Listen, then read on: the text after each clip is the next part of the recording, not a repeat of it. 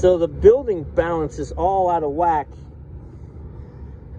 And so we come up here to find locked up motor. Yeah, locked up motor.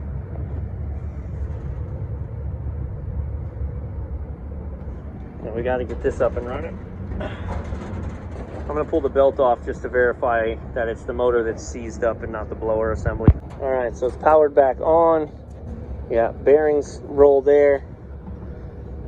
Locked the heck up here. Go. New motor time. Not your problem. So I gotta see, yeah, that whole thing's melted down. It's a 3-phase motor. So I haven't done anything electrically because I wasn't actually up here to do this. That's the tools I brought to the roof when I noticed this was going on. So I'm gonna run downstairs, grab the meter. I just wanna check that we have 3-phase power, because maybe this thing was single phasing and that burnt the motor up, or maybe we just had a loose connection. But either way, está muerto.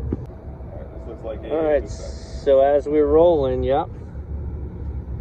So this motor is high voltage, low voltage. It can be 208, 230, or 460.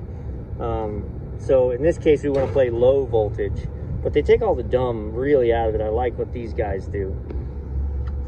They have the terminals, which only sucks for me because the existing whip is completely melted. So I'm gonna have to put new terminal ends. Look, the whole inside of the motor's gone. So I've got to put a new whip on it. But this slides in and you can see, hopefully, my arrow points at 230. And if I needed it to be 460, I would pull this out and I would put it so it points at 460. So now we're just gonna do that, run our whip in, put some new ends on it, make our connection, get rolling. How we talked about how much I love this kind of technology. Why? Okay, so this is the contactor. One of those fuses is blown, and those are the fuses that run my fan. When I put a new fuse in line 3, which is the blue line, it blows almost immediately. The motor tries to start, and then it blows. So the contactor is getting 120 volts right now at its coil. But what's weird to me is, so the contactor's closed. If I go blue to blue, right, I got tone. Red to red, I got tone. Black to black, I got no tone. So I'm wondering if one leg of this contactor is shot, and that single phased the old motor till it blew up and popped its fuse. What gets me about that is that's not the line that's blowing. It's line 3 that's blowing, but that could just be the susceptible line for the motor not getting it done. So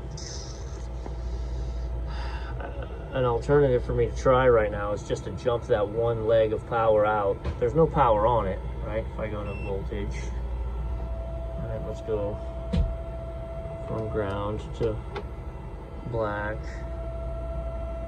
right, and from the line side to ground. So I have no power, so in theory I could take that off and run it in line to that, and if my hypothesis is correct, then she'll fire up.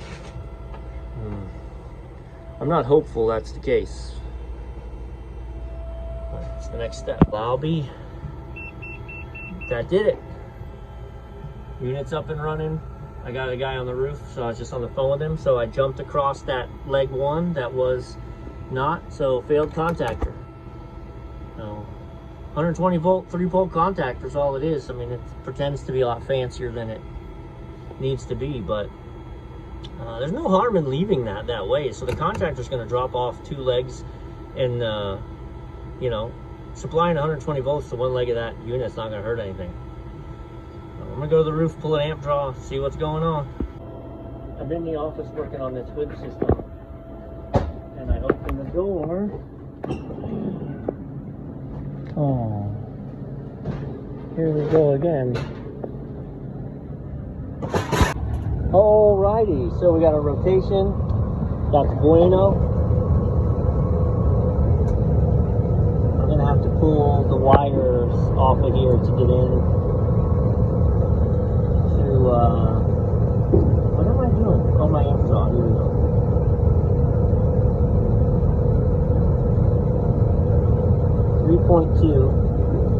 3.2 amps. Wow, really? Only 3.2 amps? Let me check it. Alright, so I pulled my amp draw in here. We're pulling 1.9, which means we have more to give. So I'm gonna, this is gonna stay like this because I gotta pull down the whole hood system to really de-energize and do this safely. I did a hot swap on that thing. So, yeah. This is gonna run fine. We're pulling only 2 amps and we're allowed to pull 3.2. So we've actually got room to speed up the pulley, which we'll do when we come back and swap that. But for now, they're up and running. Good to go.